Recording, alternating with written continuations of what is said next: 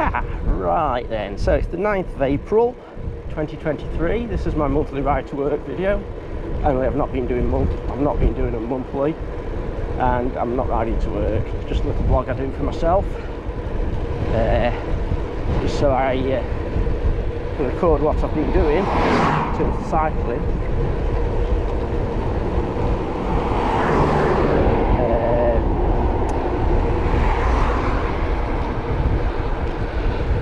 Okay then, so still got a job, amazingly, but that's nothing to do with anything, I'm being busy and stuff.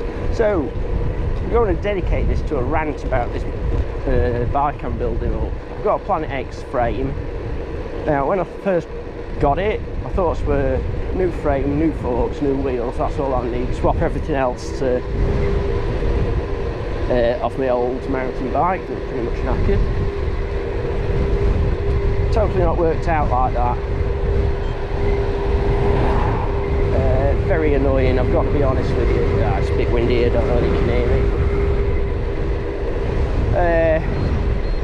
So I've just got up Loads Road, bit of a climb that thing is. A bit annoying getting out there, I have to go right across town from where I live.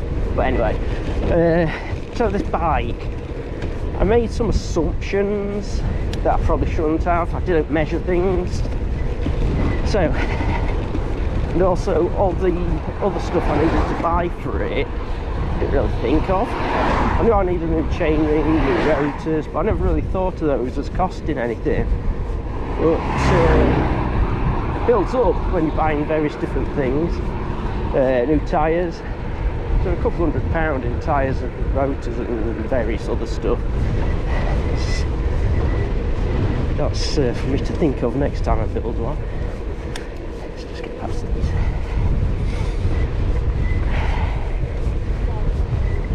Hey chaps. So where do I start? First, the seat post. I just assumed they'd all be the same size. What is it? Is it something like 31.6? That's the size I took off my old mountain bike. Turns out the one I'm putting it on is it 30.9mm. So I had to get a new seat post. I've got a new seat as well that were knackered.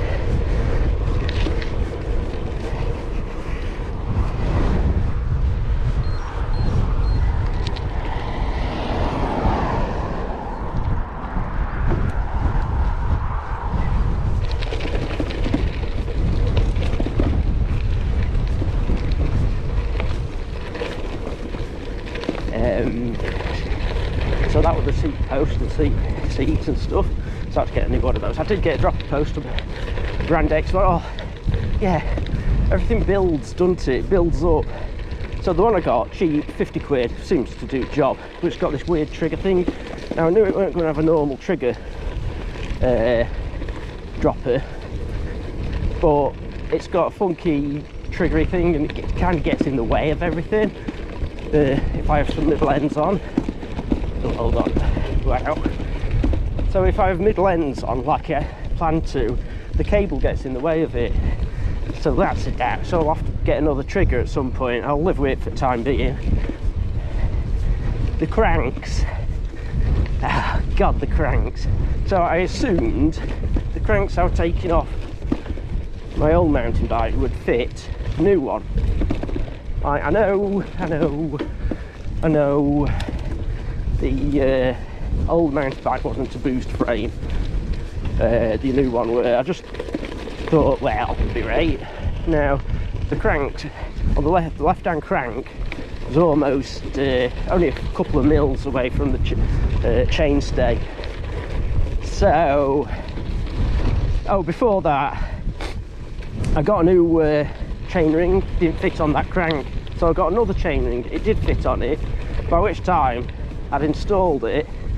Then I realised that there weren't enough clearance on the crank and chainstay on the left hand side at any rate. So I ended up getting a DO one. I've no idea where I'm going, by the way. I've never been down here before. I hope it's going to lead to another road. When I planned my commute tour, it won't let me go down here. I don't know why. I don't know. We'll have a look, see what's down here anyway. So I had to get another crank. I mean, not massively expensive. I think about £60 for a Dior one. I think it was, yeah, 5100. Or I can't remember whether it was 5100 or 5120 Dior crank. It fits fine. Clearances are good. So, but like I say, all this, it's not meant to be a cheap bike. It's costing me more than the actual bike. If I'd bought the bike fully loaded, I didn't want to SRAM group set on it. That's one of the reasons I went to build it myself. I don't think I'll be doing it again. Well, I might do. Now I've learned a few lessons. So that was the crank. What else is the... Oh, the tyres, God. So the tyres are fine, the good ones. Well, I think the good ones. I can't remember the name of them now. I'll put it in the description at the top. But they seem to work fine, they look okay. Nice cross-country profile and all that. I think we're going straight on here. Shall I go straight on? Oh, we're back in a minute. Okay, I'm back. I've just looked at my computer. Yes, should be good straight on here. So what else for us say? Oh, the tyres. Yeah, the tyres are good. Not bad. We've got a new wheel set. Cheap one. Cheap wheel set. £150 for the set. Looked okay. Basic WTB rims, Formula hubs. You know, very basic. Wish I could put. If I could. I don't mind doing everything on cheap, but I really, really wish I could have spent more money on the wheels, even before I had these issues.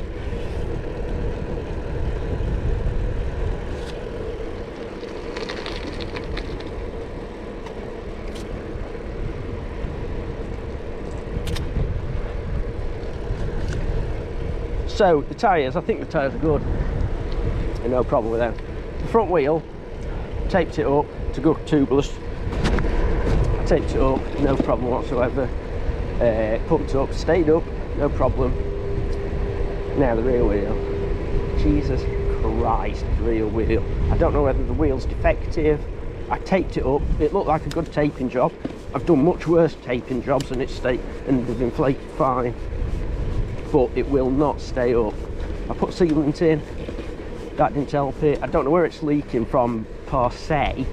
I put soapy water around it when it was inflated. It's leaking, well, it's leaking out of one of the spoke eyelets, but mainly out of the join in the rim. You know, where the wheel rim is welded together, or from my research I now know they're not welded together, they're pinned together on cheap ones. Shouldn't make any difference, it is a tubeless ready tyre. But that's obviously a weak point in the wheel. But air shouldn't be getting into the internals because you tape it up to stop the air from getting into them bits. So, and do you know how expensive rim tape is? I did it once, it didn't work, so I've took it off. I did it again with a different type of tape, muck-off tape. I'll use stands first, muck-off tape. Worse than ever, to be fair, worse than ever, although I'd concede I did that a bit wrong. I've put it on again. It's not the greatest of jobs I've done, but I've doubled it over. When I get home, I'm going to watch the video on YouTube. I'll say, put in the description who did it, but they put the rim tape on, then put electrical tape around the edges of it. So I'm going to try that with a bit of electrical tape. If that don't work, I'm going to put a tube back in it because I can't keep messing around like that. It's costing me a fortune. If I keep back, I've almost got through the whole pack of muck-off rim tape I bought, which is like made for for 4 wheels. So absolute pain. It is a learning curve, but I think there's something wrong with wheel because, like I say, the first tubeless thing I did were on my old mountain bike, and my taping of the rims was atrocious, and it's still sealed fine, absolutely fine. So I don't know what the issue is with that. So that's the cranks, the wheels. I have got the trigger shifter for the Advent X. This group set I've actually got on here. So at least I won't have to change the group set, although I am thinking about buying a new set, but I thought I'd try this first because I want to put something different on this this road bike. I've just seen a group set out of Japan, I think it is, that looked interesting for a touring bike. It's like, let's go past these.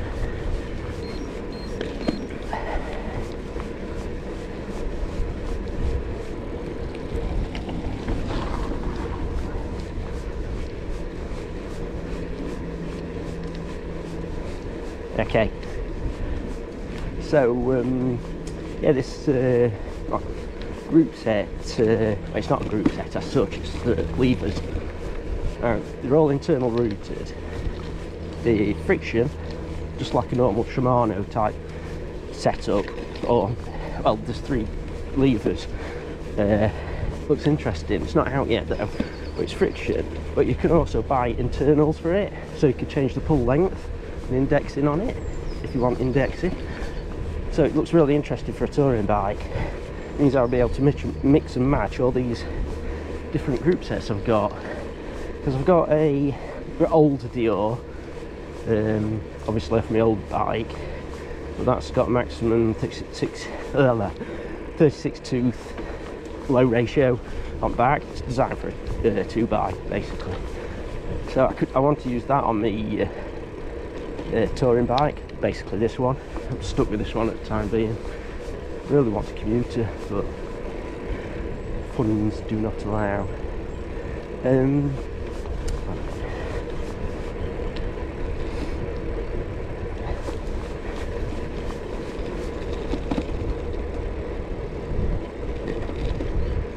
So what else is there? So the cranks, that worked right. Oh yeah, and another, oh yeah, right. So another learning curve for me with the hydraulic brakes. I've never fitted hydraulic cables. I've call it, swapped the fluid in them before now. But I've never fitted them with the barbs and stuff. So I got a kit from Uber Bikes, fitted fine, it was okay. I did, on the old Caliber, I think I've knackered the threads on it. So I was just going to put like a new cable on it, but I'm pretty sure I knackered, stripped the threads on the front brake. So I ended up buying a new hydraulic brakes set, just for the front, like lever cable.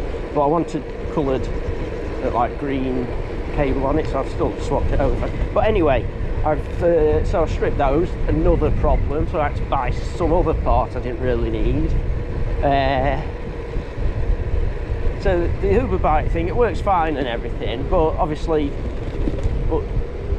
the adapters on this, I don't know what you can see, the adapters on that bit stick out so far. They look as if they've been knocked and broken.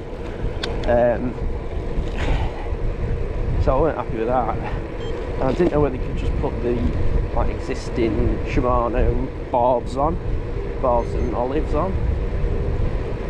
I think you can. I've done it. Yeah, I've done it, cut it down, and now it's too short. It's pulled taut on the front thing. Absolute nightmare. I think I'll have to buy some more bloody hydraulic cable, hosing. Damn it all to hell. It took me 6 months to get this far. Some of it because I had other stuff to do, too cold in garage to do anything during winter, and money restraints. But really, everything I've done, I've either messed up or just not measured or made assumptions on. But like I say, now I've cut down the bloody hydraulic hose too short and the rear one's too long. I am actually thinking of just swapping the cables over. So I have the front brake on the left hand side, which would be super weird. I have driven motorbikes, and motorbikes have the brake on the right side, front brake on the right side. I have no idea why you'd want front brake on the left hand side. No motorbikes like that. So why should a bicycle be like that? On a motorbike, your left hand lever is your clutch. So I don't know. Oh, look at everyone in the field here.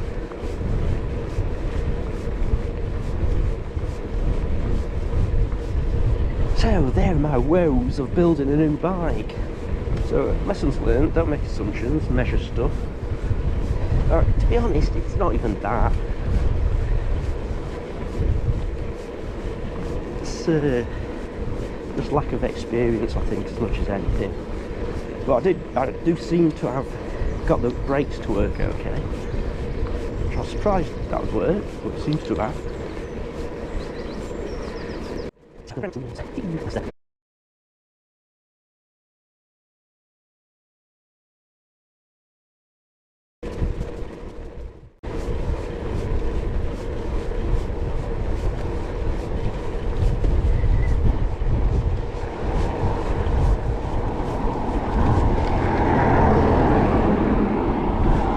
don't know what this place is. There seems to be a lot of people here doing something. What's made me last? Got all these cones saying no parking on grass verge, and everyone's parked on grass verge in between the cones, which is awesome.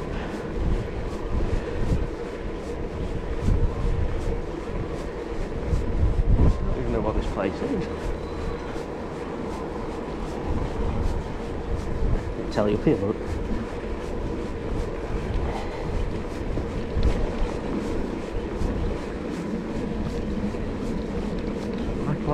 Farm. Okay. Never heard of it. Actually, I suppose it's more for kids than hotels. Yeah, okay. Whatever.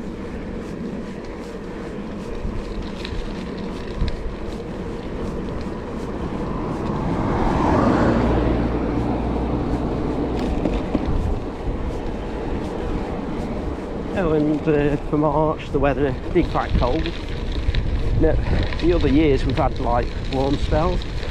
When we were furloughed during COVID times, we were quite like heat wave on the peak of 20th of March when we got furloughed. But we've had quite a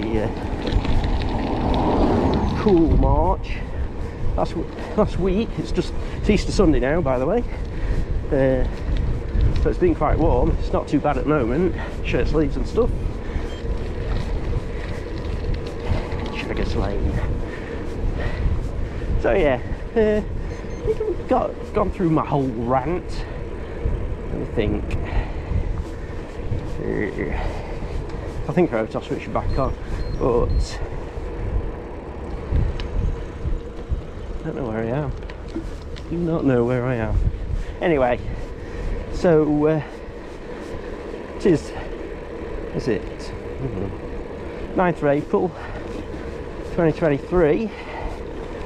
This is me done, unless I think of something else to rant about this bike I'm building up.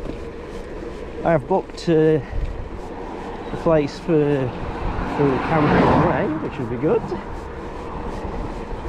And had all day this year. So that's me done.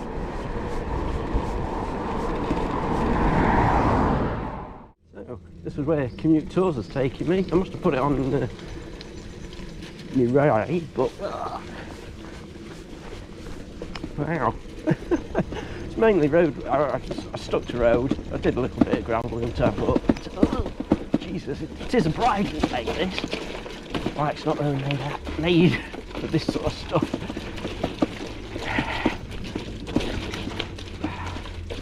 Look at all these thorns as well.